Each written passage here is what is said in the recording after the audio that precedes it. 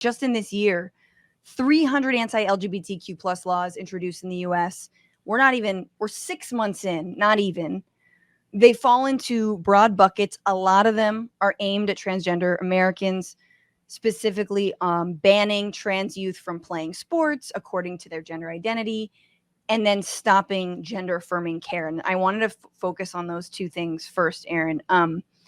What did you make? Because I've been really interested in the fact that in certain states, I believe they're banning basically trans girls in sports, outright, to so-called protect sports.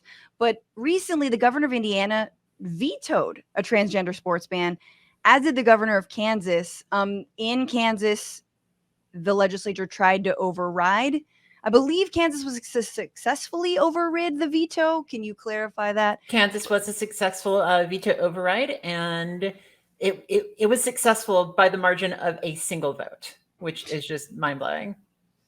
If you didn't think that state legislatures mattered and wresting them from the hands of Christian nationalist extremists, were you surprised by those governors' moves, given that they are Republican governors and they blocked these bans, basically stating fairness, which is, I think, what we've all been saying? So yes, I was a little bit surprised, although it's been really interesting. This has been something that has come up in multiple states this year. So for instance, Utah, the governor of Utah also vetoed their sports ban. The veto was overridden, but the governor of Utah, a Republican, wrote actually a really just astoundingly well-written defense of transgender youth within his state. And it seems like what's really hammering the point across to some of these Republican governors is that they don't want families to be forced to flee their states, and that's what these bills do. And for whatever reason, like, that's come up a few times, that like we don't want people to be forced out of our state. And unfortunately, it hasn't worked that way in every state. There are many states where these bills did pass and the Republican governors did sign them. But it's nice to see that like not all of them are just falling into line. Sure. Why do you think that is, in terms of not wanting people to leave? Is it just like it's way better? I mean, is it a business move? Is it a we want to be safe and a good state for families move? These are also states that have really lax gun laws, for example. And I think that there's a mixture here. I think that on one hand, you could go into the sort of like capitalistic analysis of this, and like, are companies going to leave my state? Are people going to find my state appealing to move to, especially tech industry, et cetera? Or you could perhaps say that maybe some of them do feel a little bit of guilt whenever somebody leaves their state. I don't know. What's in their hearts? Right. I mean, ask you. Yes. But I think that I hope that more can make that kind of a decision, and to make sure that like trans youth aren't forced out of their states, because it's unfortunate to see it happen. And this comes up more in like the healthcare type bills, because whenever you mentioned like the lax laws and the lax gun control, stuff like that, this has come up before in some of these states where they simply say that they don't want to regulate it. And so, I mean, God bless them, awesome. I would love for them. Bless you. I would love for them to, stick by that particular principle on this particular topic. That'd be great. Right. Unfortunately, most of them do not. And in just sticking with sports for a little bit longer, like, what do you feel like the impact on trans teens is, banning them, barring them from playing sports according to their gender identity? What does that do?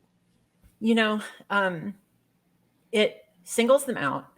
And one thing that doesn't get talked about enough, especially with the sports bans, is that in most of these states, there are less than a dozen trans athletes. In many states, there are only one or two. And so, you have states that are creating these panels that will literally kind of meet and get hired to analyze whether or not a person is a man or a woman, quote unquote. And they're going to be paid, millions of dollars, just literally because they have two trans athletes in their state. That's the case of Utah. And so that's what they're spending money on, not healthcare. Yeah, like for a couple kids that literally are playing Little League or soccer or We're not talking about, somebody that's dominating a sport. We were talking about people that are most likely just playing in a football game or playing baseball or softball. Right. Absolutely.